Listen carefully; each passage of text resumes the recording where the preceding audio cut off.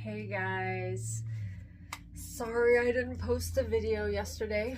It was a pretty busy day for me. I had a lot going on and just didn't have the energy to hop on and do this. So today, it's getting towards the end of the day and I'm also kind of out of energy, but I decided I would just hop on real quick and talk about horses. I love horses. Man, ever since I was a little kid, I've been obsessed with them. I had Breyer horses. I would crochet tack for my horses, for my Breyer horses. Loved going on pony rides at the fair and whatnot. I just loved horses, drew them all the time. Riding the school bus, I would imagine there's a horse running next to me on the school bus on the way to and from school.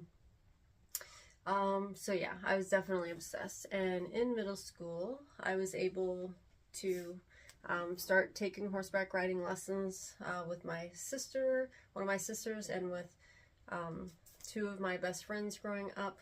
The four of us had a lot of fun taking horseback riding lessons together, and it was just a total dream come true for me. We eventually were able to start leasing one of the lesson horses. Her name was Gypsy, and she was a very good little chestnut mare. She was, yeah, lots of fun.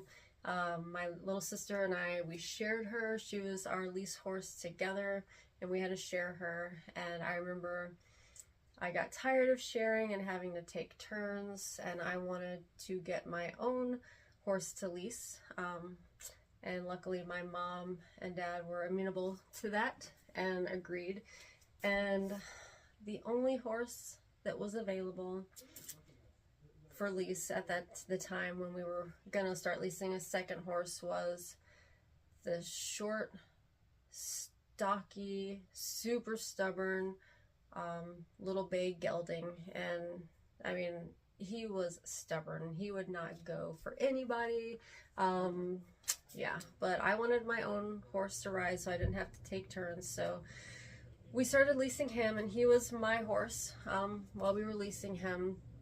And I remember just riding him one time in the arena while a lesson was going on, and a group lesson was going on, and the group was like in the middle of the arena talking with their instructor, and this little gelding, Bear was his name, he didn't want to be ridden really, so he just walked on over to the center and just parked with the rest of them and was just chilling there, and I couldn't get him to go anywhere. I am also very stubborn, and I've always been very stubborn, so I feel like we were kind of a good fit. That was a little annoying, but you know, I just kept riding him all of the time, and he got better, more responsive, and I remember them even telling me that he's become more of a favorite with the other students at the barn just because he's being worked more and listening better, so that was pretty cool. And we would do the barn that we boarded at and took lessons at, they would hold their own open shows once a month, so we would always participate in those, and that was always a ton of fun. I know pretty much I wouldn't eat all day, although we did always have a great vendor came out that had brisket, and that was just the best. I miss that so much. And that was pretty much all I would eat all day, and I'd never really get hungry just because I was so busy riding and, you know, showing. So that was cool. And then my first heartbreak came. The horse Bear was partially owned by the woman who owned the barn that we were boarding at, and he's partially owned by someone else, and the someone else decided they didn't want to lease him out anymore because they wanted to come out and ride him more. So my lease was canceled, and I remember just bawling. My heart was broken. I was just devastated, to say the least. And shortly after that, we started looking for a horse to buy, and I didn't want an Arabian, and I didn't want to paint, and that was what I focused on. I did not want either of those two things, either of those two breeds. And well, what I ended up getting was a cropped out 100% Crabbit Arabian. So I got essentially the two horse breeds I absolutely did not want. For those who don't know, well, an Arabian is kind of, I don't feel like describing that right now, but they're normally like typically solid color. They can have like white legs, white markings on their face. But a paint horse, I won't get into all the specifics either, but they're generally the ones you see that have like big, like a big white shield essentially on their front, and like big white, like just patches. Not the ones with like all the little polka dots, but just the big patches of color typically. There are like different variations and whatnot, but that's typically what you think of.